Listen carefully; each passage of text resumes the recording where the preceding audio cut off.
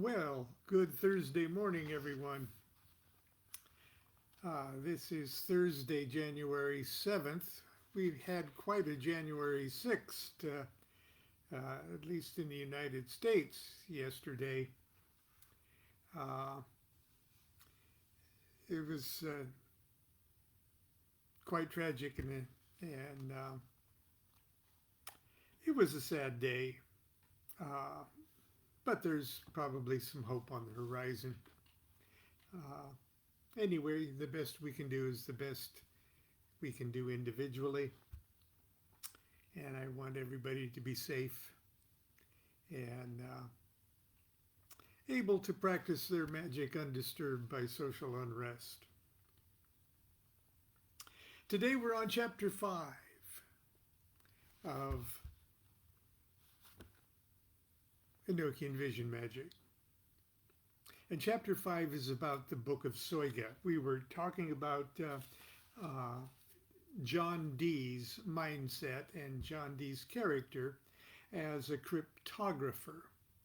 And we mentioned yesterday that, had John Dee been a musician, his angelic contacts might have taken on the character of musicality, of messages being received in melodies and rhythm and things like that. But actually, Dee was a cryptographer.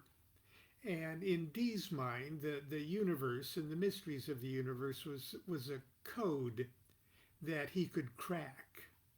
And so naturally, in order to explain these transcendent concepts to a mortal human being, the angels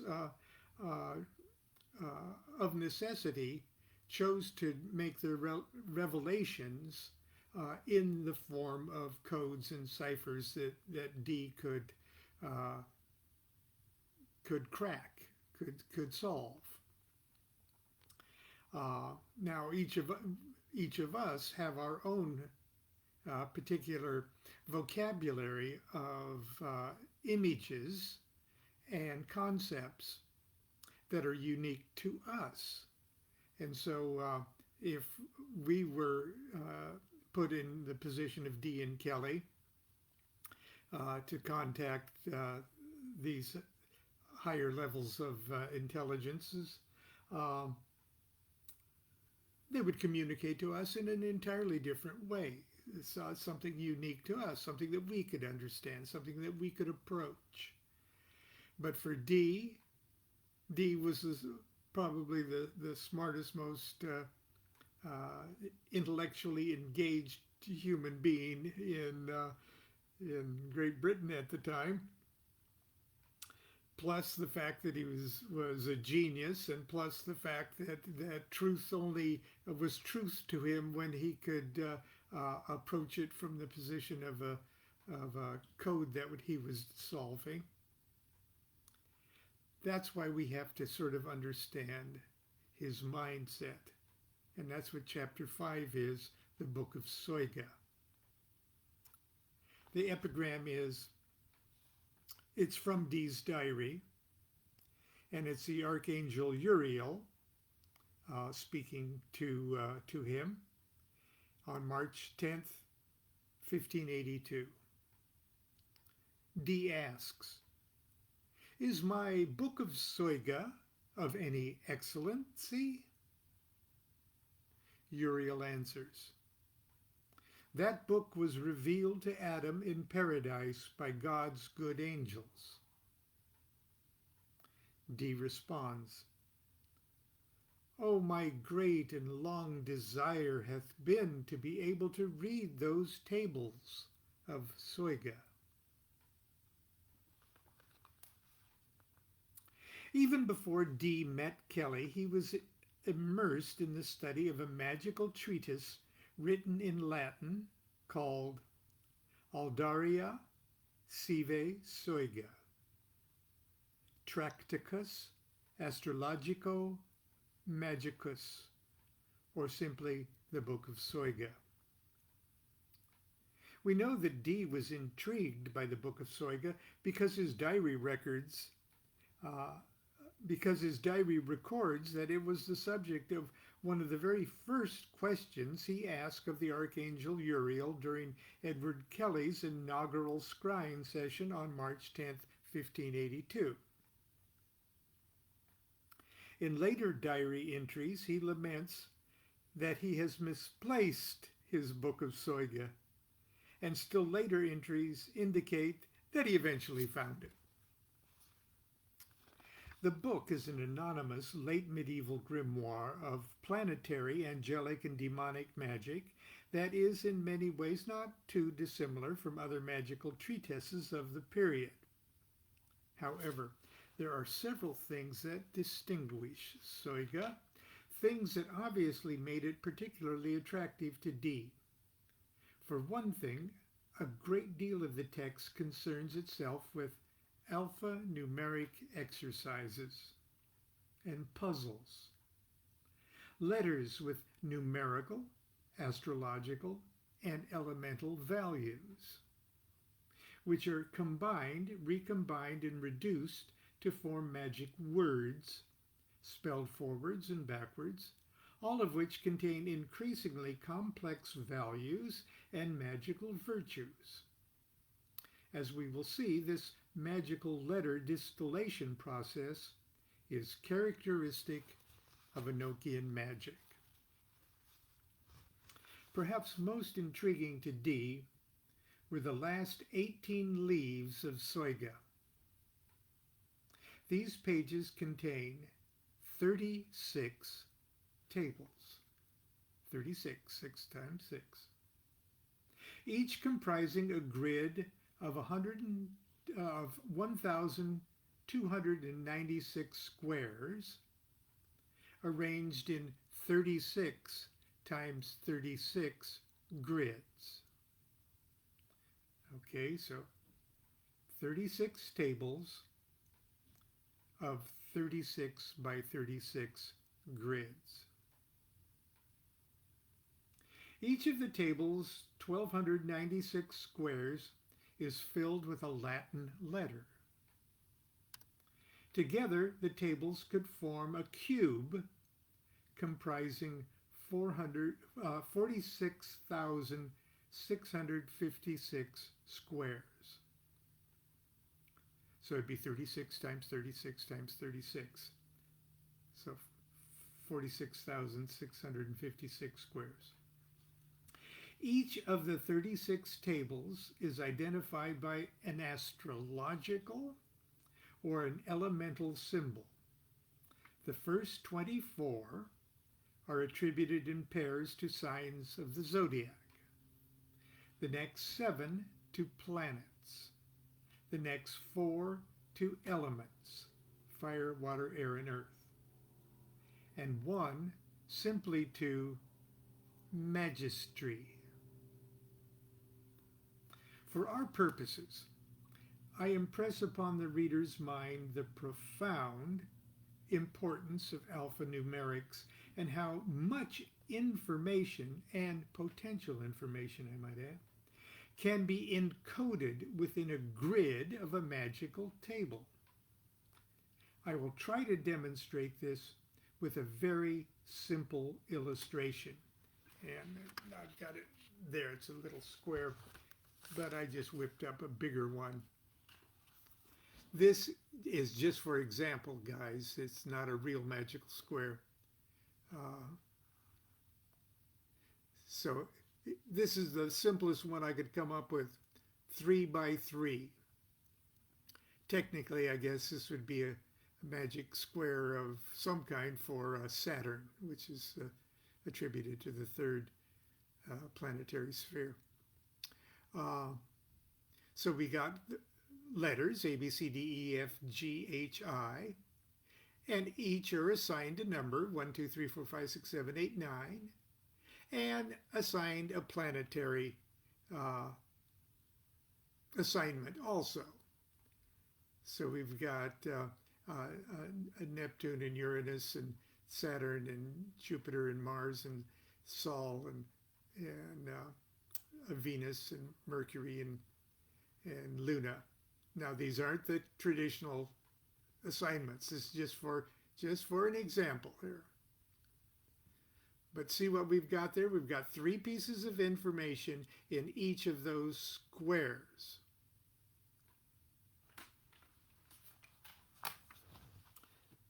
This table is made up of 9 squares. Each square contains one of 9 letters, and these letters can be considered by themselves or in combination with the others to spell magical words. Each individual letter has many traditional meanings attached to it. To keep things simple, I've arbitrarily assigned just 2 correspondences, numerical and planetary, to each of the letters. These are shown in the corner of each of the lettered squares, just like that. Theoretically, the number correspondences each square can represent is nearly infinite. So, I'll say that again. Theoretically, the number of correspondences each square can represent is nearly infinite. For example, in this particular table, C not only represents the letter C, but also the number 3 and all things 3-ish. What do I mean by 3-ish? One very big example is all things in the universe that exist in time and movement.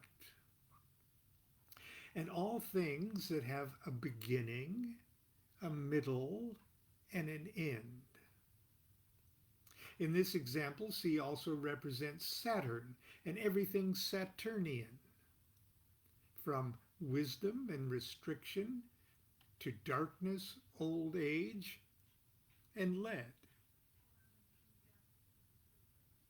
Like DNA, alphanumeric squares carry an unimaginably vast amount of information in a deceptively small package. As a resident of our 3x3 table, the C-square also carries information drawn from its position relative to the other letters and their correspondences. Can you see how much information is contained in that one little square alone? Imagine then the mass of complex data that could be tightly stored in a 36 by 36 by 36 cube, represented by that book of Soiga. Now, I've discovered no evidence of direct connection between the Book of Soiga and any of the magical workings that led ultimately to the reception of the Enochian magic system. Nevertheless, the fact remains that even before Dee and Kelley, the mechanics of the alphanumeric cipher system as presented in Soiga captured Dee's analytical imagination and had become part of the way he expected to receive divine information. Indeed, at every phase of Dee and Kelley's workings, alphanumeric squares and codes would play a major role. We know Dee held the Book of Soiga in high regard and was particularly preoccupied with learning the secrets of the 36 tables.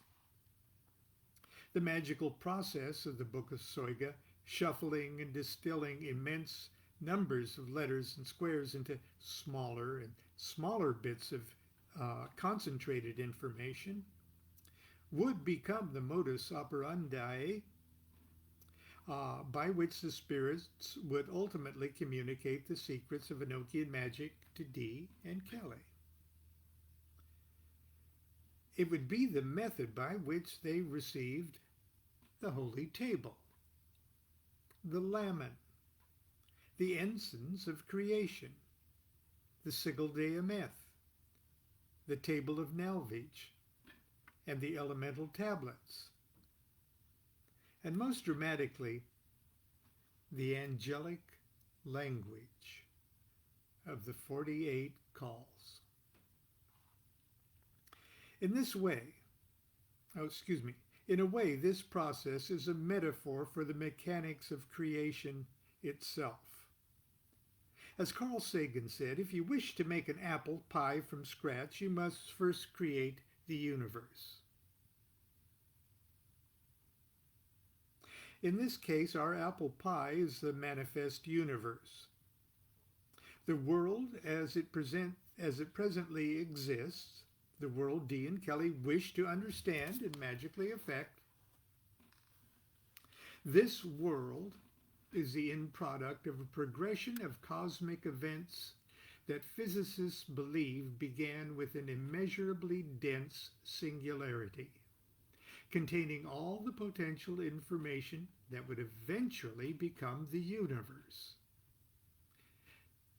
This singularity burst open and set into motion the phases of creation.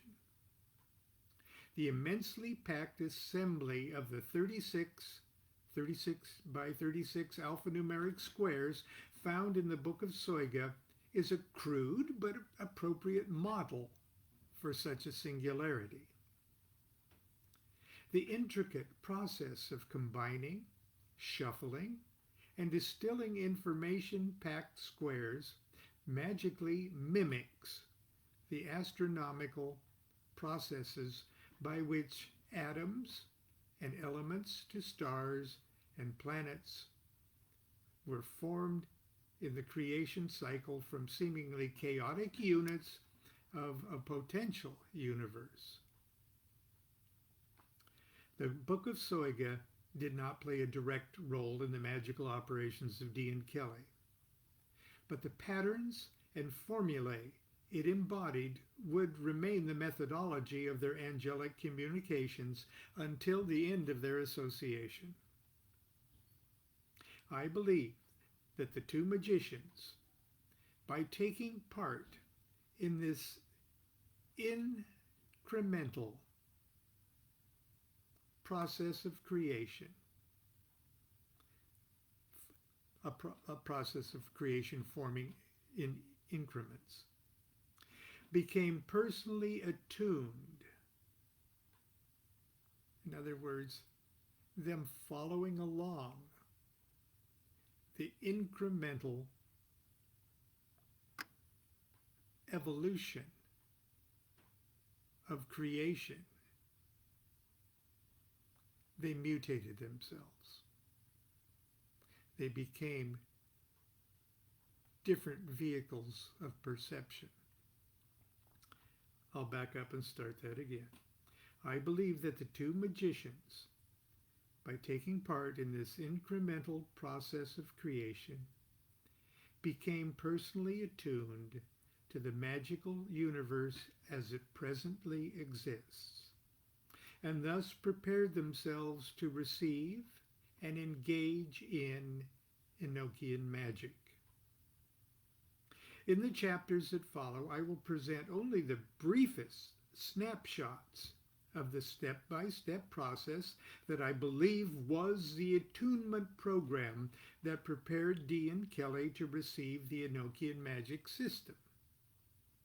Hopefully, by your participation in the process, you also will undergo, however vicariously, a similar transformational experience and become fully prepared to actually practice Enochian vision magic.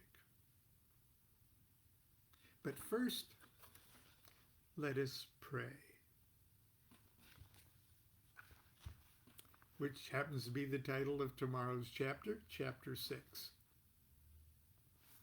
I hope you're enjoying the adventures of living in the first days of 2021, and I hope our morning meetings is a pleasant and informative part of your adventure. Until tomorrow, continue to be good to yourself and be good to each other. Do what thou wilt shall be the whole of the law. Love is the law. Love under will.